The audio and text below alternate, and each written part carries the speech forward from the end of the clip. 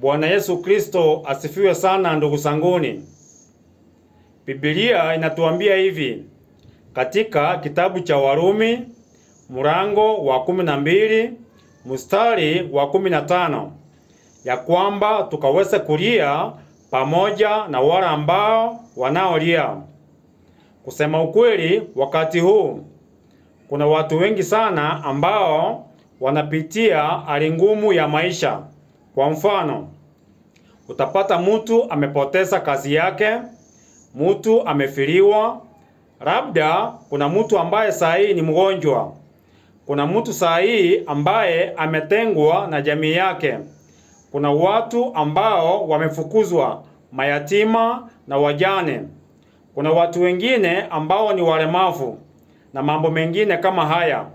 Watu kama hawa tunapopata nafasi, ni vema tukaweze kuwatembelea, tukaweze kuomba pamoja nao, tukaweze kujua shida zao, kwa sababu hao wanadamu ni kama sisi, ili tukaweze kuwatia nguvu, tukaweze kuwapea neno la Mwenyezi Mungu, wakaweze kuwa imara katika imani yao. Kwa hivyo saa hii kuna watu wengine hata hawana chakula, wengine hawana mahali pa kuishi. Kwa hivyo tunapofika karibu na hao watu, tuongee pamoja na wao, huwa wanafurahia, hata pia wanaweza kutuombea maisha yetu pia yakaweza kuwa mazuri. Kwa hivyo ndugu zanguni, ukipata nafasi, tafadhali watu kama hawa wajulie hali. Tunapowatembelea, tunapopiga story, huwa wanafurahia sana. Kwa nini? Wanaona ya kwamba hawako peke yao.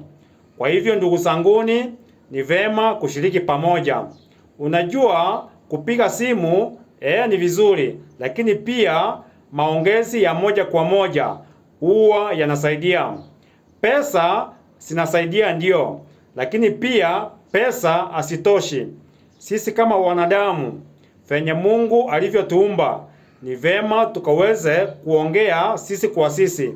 Yaani tunapozungumza tukiangaliana ana kwa ana, mambo yanakuwa vizuri. Kwa hivyo kama unajua rafiki yako ama mtu fulani, mtembelee, muongee na yeye. Amina.